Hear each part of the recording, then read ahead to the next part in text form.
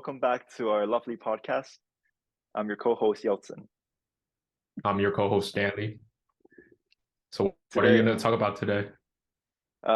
we decided on the whim that we're talking about our relationship with ourselves because in our previous episode with Takuma, we talk about relationship with other people, other significant people in our lives, and I thought that before we have any meaningful interactions with other people, we first have to figure out how how we treat ourselves and the relationships we have with ourselves because I think that relationship affects how we treat other people and how we interact with them. And Stanley, before For we sure. started the podcast, you and I had a really interesting conversation um, We did off camera. off camera. Yeah. Do you want to tell the audience what we talked about the sad So clown? actually, the sad clown paradox, yes. So this morning I came across this paradox called the sad clown paradox, and I kind of can relate to it. Because personally I get anxious a lot, and basically the sad clown paradox is talking about how the clown is always the one that um um bears the pressure of society, and how it manifested by suppressing that aggression towards other people by creating a more comfortable situation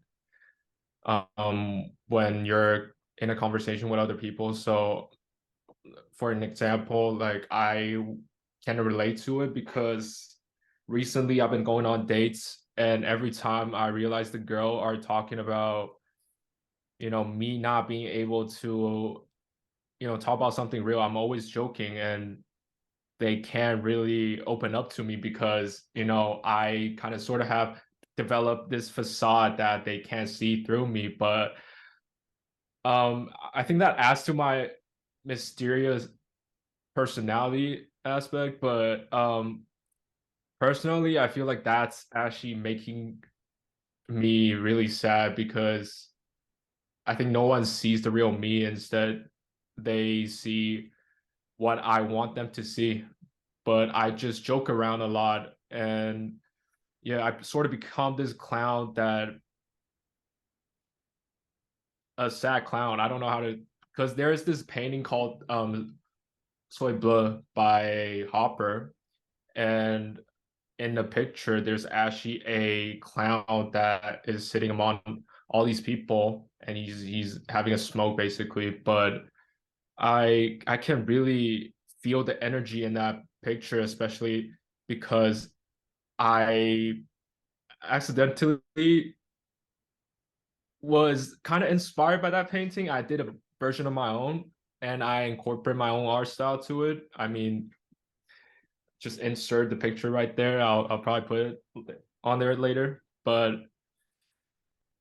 yeah, what I, do I you think personally about it? I personally have two of your lovely drawings, paintings, and I could tell that all your paintings are have like many different faces on them. Could you tell us more about why, like, what got you started about, why got you started? So I kind of started this art style when I was like 15, which is when I started to feel like I need to put on a defense mechanism for me to survive in this harsh world. And especially, I mean, like I moved away from my parents. I went to a boarding school and all that. I sort of have to develop a sort of, I mean, I'm sure you can understand, like you can relate to it. You are, it's just you against the world. And my art style kind of become very, like it became very dark. I recently had an encounter with this girl, and she was going through my Instagram, and she was like, wow, like I can tell like you went through a dark period of your time, Wow, like this shit is so dark. So I was like, nah, I kind of just joke about it, like I don't really want anyone to kind of see the real me. I feel like you saw the real me because you know me since I was like 14, 15. So that was, I would say, the realest me. you But talked about after going. that, I just like, yeah. What are you gonna say? You talked about going on dates with a facade on, and um, you joke around and play up your mysteriousness. And I could feel that one part of you enjoy that other people um, falling for your facade, falling for your character. But also one part of you is quite sad that other people are falling for that. Deep down, although you put on a facade, deep down you might want someone who truly understands you, but you're reluctant to give other people that chance. Yes, I would agree with you. I feel like I was enjoying the short term. I was indulging short term hedonism. So basically anything hedonistic I get from other people, I want to receive. So like any positive feedback on the facade I put out, and that sort of became a habit. But I realized I was getting more and more. I don't want to use the word depressed, but I was getting really sad because I feel like no one actually knows the real me. I'm sure like you can't really understand that because you describe yourself as a onion. Right. So can you like talk about that? Right. So there's one distinction between us is that um, when you are in character for someone else, especially acquaintances or um, complete strangers.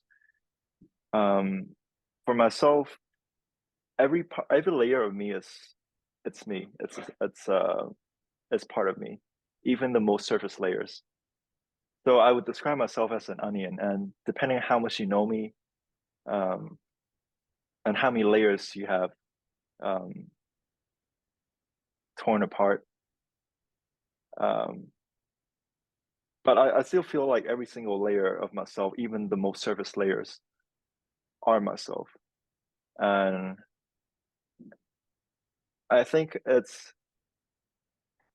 I think it's quite important to be comfortable in your own skin. Like what Stanley, what makes you feel the need of putting on a facade? Obviously, I know that um, you're quite resistant on the idea of introducing new people in your life, right? Because you may not trust them, or um, you're already comfortable with the close circle you have.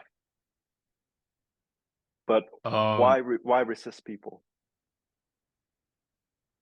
that's a really good question. I actually have no idea. That's why I'm like struggling so much. I feel like if I know the answer, I would be so much happier.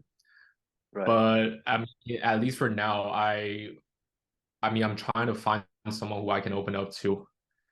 I mean, most like I would say most of my closest friends are people I know for a long time, so they actually know what I'm like as a person. Like I would describe myself opposite of you is a growing onion. So when you saw me,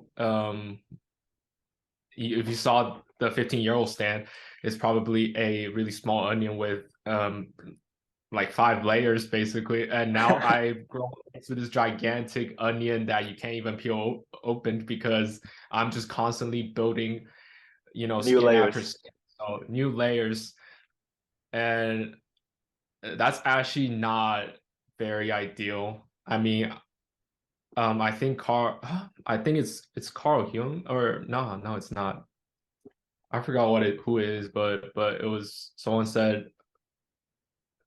wait. I'll go back to that, but yeah. Yeah. I Oh think yeah, the greatest tragedy, sorry. I think the greatest tragedy is not to be unloved, it's not being able to love. So I feel like I'm not letting myself love other people so they don't feel like they can love me as well. I just want that reciprocation in life. Now I'm not talking about like romantic love, I'm talking about just love in general, you acceptance, know? love from friends, from family. Just how Exactly. you said it's hard for you to open up to people, and you hope to meet someone who you can open up to. I actually don't think it's um, a particular person who can open you up. It's you fully accepting yourself and you willing to open up to people. Because, like you mentioned, that tragedy and stuff. I'm sure there are people who truly love you, truly care about you, the sad thing about that is that you might not reciprocate the love towards you. Um, so I think it's not, you don't have to look externally to find the people that could fit into your circle. And this episode, we're talking about relationships with ourselves, right? So Yes. um, I actually think that we should look internally to figure out how we relate to ourselves before we can have meaningful relationships with other people. So yeah, so I think a good You know, idea might just be, I would expand on that a little bit because I feel like people all have presupposition towards other people. So when I look at you, or even when I look at myself externally, I will have a sort of assumption that, oh, this person's gonna behave this way, or oh, he doesn't look like a nice person. I feel like that's sort of like our human instinct that keeps us alive. But they say don't judge a cover by its no judge don't judge a book by its cover. I think that's actually that's a lie. I mean, you can definitely judge a person based on their appearances, you know. I would say I like, for me, like my way of looking at myself is I basically break all the presupposition of from other people, and I expand on my character, and I see which character attracts the person more, and I just maximize the out of it. oh, So they will like, I wouldn't say like me, but I would say, so I feel the high, the sugar rush that like is sort of like a facade of acceptance, you know? we talked about they talked about the metaphor of the ice cream in the past, like different ice Yes. cream flavors. When you try to appeal to everybody, you appeal to no one, like vanilla flavor. But when you become a more concentrated version of yourself, um, like for example, mint chocolate chip ice cream. Not everyone loves mint chocolate chip ice cream, but if you become the best mint chocolate chip ice cream there is out there, then people who love this flavor will flock to you. And those people who don't love this flavor would run away from you, and that's perfectly fine. But if you don't polarize, you never find people who truly want to be around you and truly appreciate you.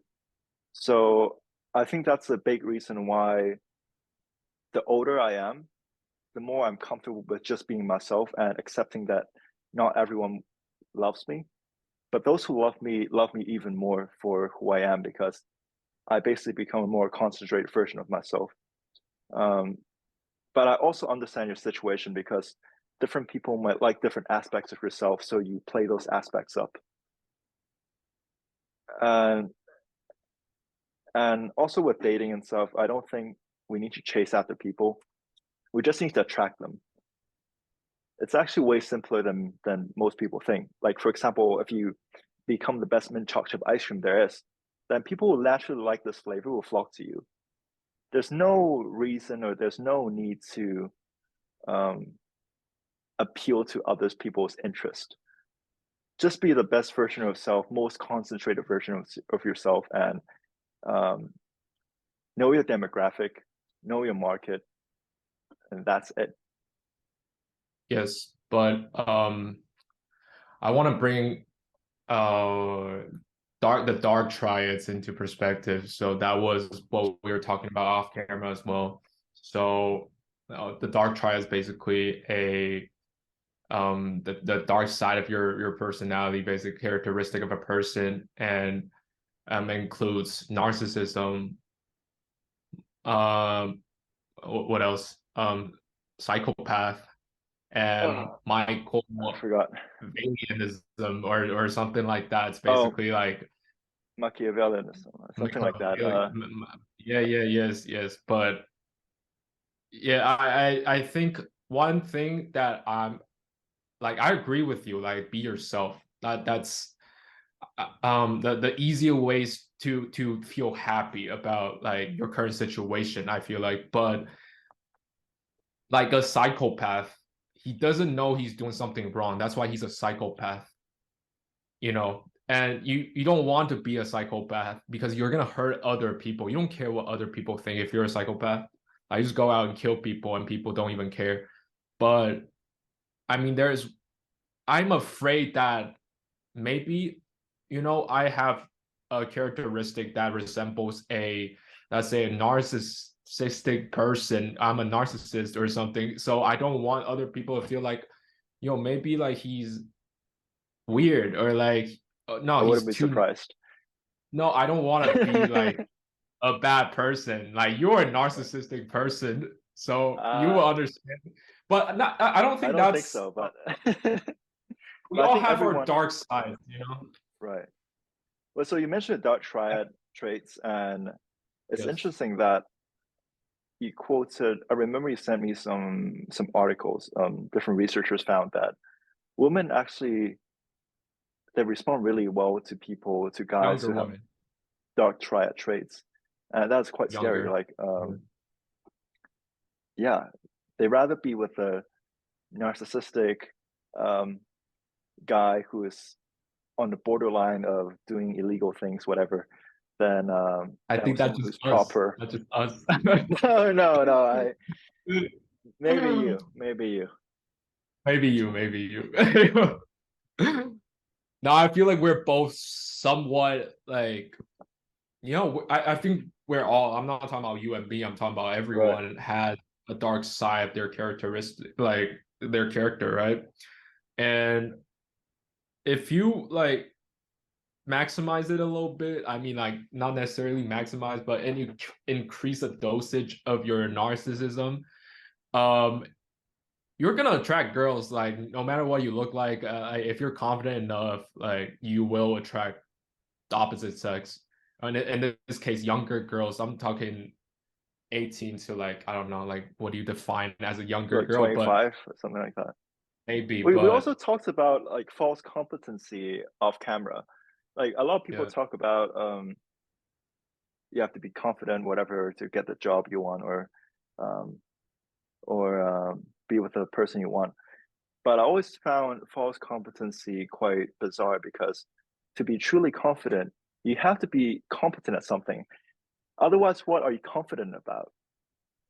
Perhaps you're in good shape, you work out, so it makes sense that you're confident because you know you have something to show for it, right?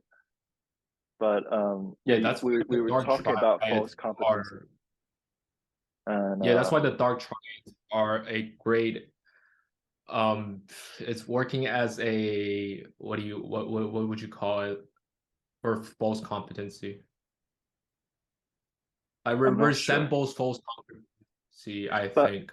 Like yeah, I personally cannot I cannot be confident if I don't have any competencies. I cannot imagine even if you show a facade of confidence, you know deep mm, down that's only a facade. Like how can you be truly confident without having any particular skills or or yeah or any competence to show for? yeah, I think it's a matter of perspective. Like you might think you're a confident person, but in a wider range of like if you compare yourself to other people, I mean, in this case, you might not be as competent as you think you are, and that's sort of like a yeah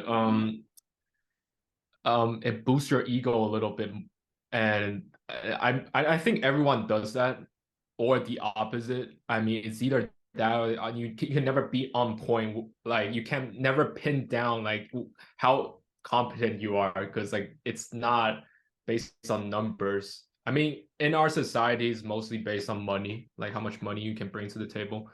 Right. But in this case, like we are both going through a transitional period of our lives, and I think fake competency is really common, and I think it's really common amongst our peers. And sometimes a lot of girls have um boost their ego too much, or I don't know, like yeah. So that's why I think we should really reflect on that and start thinking like, where exactly are we? You know, the 1 to 10, like rate yourself out of 1 to 10. If you ask any person, they will probably like they're not gonna be exactly right for their number, you know, like Right. yeah, they're either gonna score too high or gonna score too low because they're not confident enough, or they're super confident based on nothing. Right. I mean nowadays with social media and getting likes and all that, people, especially women, they get this validation um, from other people, other peers, men, whatever, and it gives them a false sense of reality that they're more attractive than they actually are. But I think that's fine as long as it makes you happy. If let's say if an actress, a beautiful actress, is a 10 out of 10, how can there be so many sevens, eights, or nines walking around? Exactly. There's no Uh, way. but do you think there's anything wrong with sort of a false high Competency, perception of yourself? Yeah. high perception of yourself. I think there's definitely a. I think that's just normal. I mean, I think social media definitely is a factor that alters our perception of beauty, and not necessarily in a, oh, like I can be whatever I want, you know, that sort of way, but in a, oh, you can be whatever you want, but you're also not what you think you are sort of way. So we're just living in this fantasy where people think they're actually just they're super confident people, and they are borderline delusional, or they are so insecure about themselves they get no attention from other people. So it's either that or that, you know, like there's no in between. There's not a person who's like, yeah, I know where I'm standing at, you know, like I'm That's the comfortable with opposite. myself. I know I'm a five, you know. That's the opposite of There's a no one like standard that. distribution. Yeah, exactly. They go to the extreme. I think that's what happened in our society, is that people tend to ignore that, and they only look at the people who are confident and not the people who are insecure. And I mean, the red pill, blue pill, I don't necessarily agree with everything the red pill is saying, because I feel like it's just overlooking all these insecure guys. They don't know where they are. Of Uh, course, it helps a lot of people, but I'm just saying, give the audience some context what that means.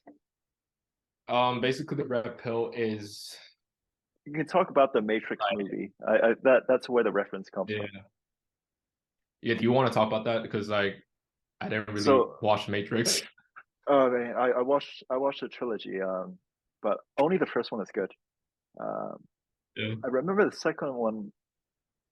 Wait, what was Monica Bellucci? I forgot either the first one or the second one. But um, so basically, in the movie The Matrix, red pill stands for reality and ugly truth, and blue pill stands for um, the fake reality that we live in, that we believe to be the objective truth. That's beautiful, colorful, but it's fake. Which would you choose? Would you rather swallow the red pill and accept the disgusting reality, or swallow the blue pill and live in bliss, but but a false sense of reality? What would you pick, Samuel? Yeah. Uh, I just want to start with saying I want to add a bit of my own perspective on the whole red pill, blue pill, because I think the world is becoming more secular as we speak. You know, it's there's no definition of a there's like people are objecting everything that is out of their beliefs. I like the idea of a god, or idea of a higher being is being objected because of I think it actually originated from narcissism because you think you are the man or you are the woman, you know, like it's false competency that creates the chaos in our society now. So yeah, that's just a side note, you know. But I would choose the red pill for sure, but not in a way that is demanding or misogynistic. It's more like in a way that I preach truth and I know like I'm going through something. And I think the red pill is going to an extreme way and the blue pill is going to the other way, like which is also extreme. And it just I think it can resonate with a lot of people that you know the guy who works at Starbucks getting minimum wage, he's not getting any attention, and that's why like the red pill is so successful because the guy wants to be the alpha that we talk about all the time, and by giving Like them give the some context. Give some context because I mentioned where red pill, blue pills come from. Uh, they come from the movie Matrix, but in your context, you yeah talk about um, romantic relationships. Like not tell the necessarily. audience. I think I don't think it's about the romantic side of things. I think people focus too much on the romantic side of things.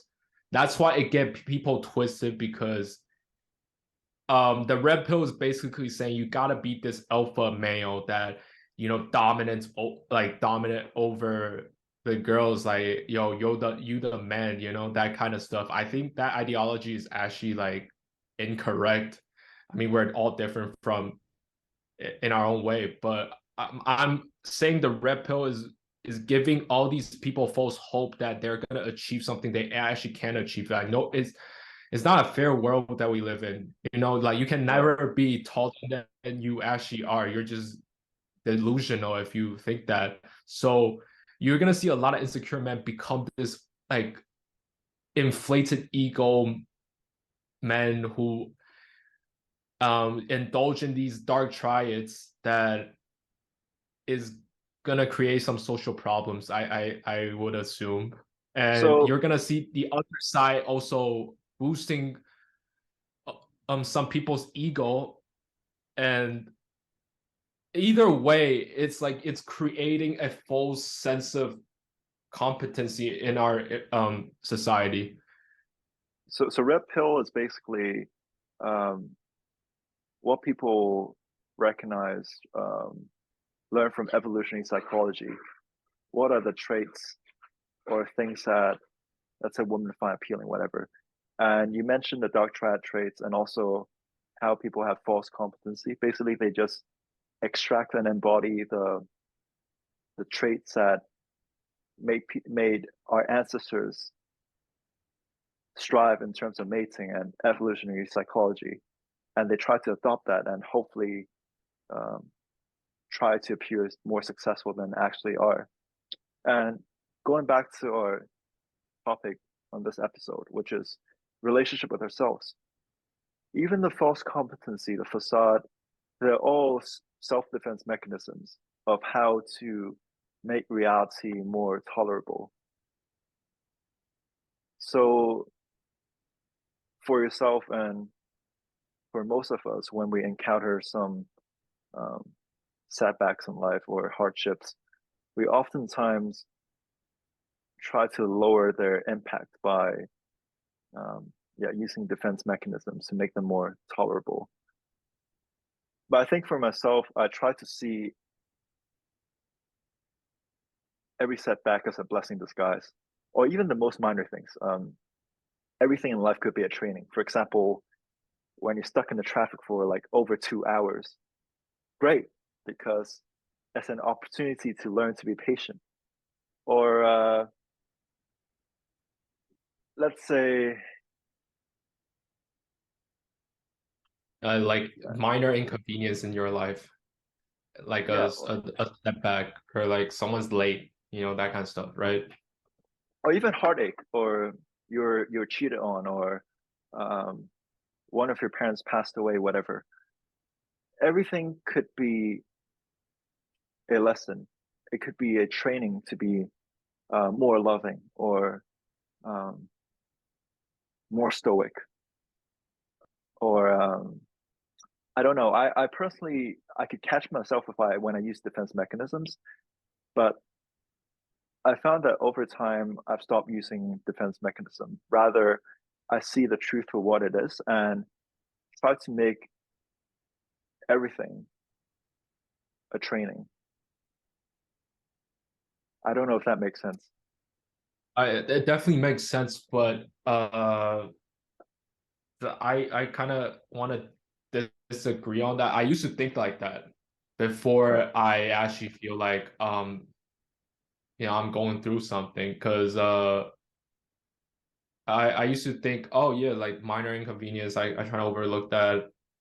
Heartbreak, once it's over, it's over, and stuff like that. I try to see the good in things, but I realize there's one part of me that unconsciously is telling me that you're just lying to yourself. You are hurt. You hate when people are late. When you hate when people say this about you, and you kind of Right. just buried it. Yeah, and it sneaks up on you for sure. Like, I didn't know that until I kind of realized I'm actually in a rather dark place. And now I'm totally fine. But I went through a period in my life, I just like, oh yeah, like I don't think I should be true to myself, you know. I think that's a good Right. lesson though. Um I think you can manage it well, like from what I can see, but I don't think it's gonna work for, let's say, everyone. Right. We all have our own way to deal with things, and it's I good would have that to we are say, looking.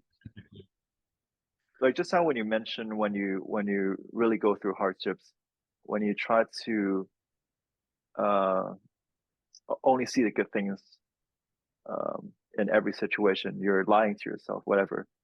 Um, I when I meditate, let's say I don't block thoughts from my mind. I accept them and basically I imagine myself as on a train platform. I see the train coming. I accept that a train is coming, but also I let the train go. I don't want to stop the train if it makes any sense.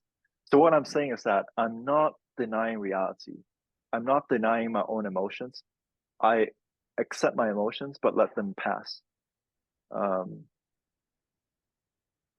yeah, I think Um, I but do you feel like you're not experiencing the emotion by letting it pass? Because I'm sure, like I know you, like you want to experience basically everything in life, and you are a adventurous person, and you are open to anything. So right. So so I think I let it think pass. what makes life beautiful is uh, the sweetness, the bitterness, uh, the sourness, if it makes any sense. Basically, what I'm saying is that you fully experience all the senses life can bring you, and experiencing what a human life is, the human condition. Um, but I don't think that by accepting and letting go of emotions, I won't be able to experience them. Um, I personally have experienced, I would say, more hardships than people my age has, um, or have. Yeah. But I think being able to accept them and moving on um, has allowed me to be sane. Yeah. I have a lot of Yeah, things I want to add on, but I forgot. yeah, maybe later, but we can always extend the time, Yeah. you know. We have a notification that we have around 3.5 minutes left. Yeah, but if you guys have watched the Peaky Blinders, you will know the character Thomas Shelby, and he's this Sigma male that every man want to be, but he's very sad inside. You can see like his eyes are dead, and but he's just a manly man. Like he Killian Murphy actually nailed nail the character of this Thomas Shelby, because how he portray him is like basically he's like the saddest person, most depressed person you can find on earth, and he make him so numb to his feeling that he is so powerful because he just doesn't care if he dies or not. But like we all admire him for that, right? Like we all want to be him. I'm sure like all the guys be like, oh my God, I want to be this Thomas Shelby guy because he's so cool. Like he's not gonna sway because a guy points a gun at his dome. He is the type of guy you look up to when you think about a guy, a masculine person, Right. the top dog, you will think about him. But like in fact, I always see him as this really sad character that I wouldn't say I can relate to. Wait, But I Stanley, think we quick. can all, yeah. I remember when you told me that when you experience sadness or any emotion, you really enjoy being sad. If it makes any sense to the audience, you try to basically be overwhelmed by emotions, and the sadness, sorrow. I think that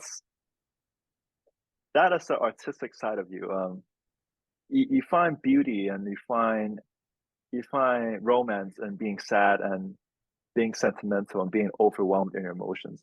In this regard, we're actually quite different. Oh yeah, but I just want to. I shouldn't use the word sad for Thomas Shelby. I feel like it's pain. So I like being sad. Like I like to maybe sometimes cry, but I haven't cried in so long. Like the last time I cried, I don't even know. Like for real, like crying, bawling You out were my. with me. You were with me. I Uh, remember last yeah, summer. but that wasn't really that bad. Like I was talking about like I was like two tear like gone. I was talking about like just breakdown crying. I feel like I haven't experienced that in so long that I don't remember when the last time I cried. I'm sure like a lot of you can understand, but yeah, but I think pain and sorrow is completely different. Pain, I think it was it was an actor. I don't know if it's Jim Carrey, but he was basically saying being like in pain is basically like you are playing a character that you shouldn't be playing, and you feel the dissonance. And we talked about that actually in our second episode. Was it cognitive dissonance? Yes, go back to that. Like if you want to link it. Yeah, Yeah, but you want to expand or I think we have 30 seconds left. I think there's so much more to expand on the subject of being the relationship with yourself, and I think yeah. we've only touched the most surface layer. But thank you everyone for joining us for this episode. We'll welcome you back in the future. Thank you.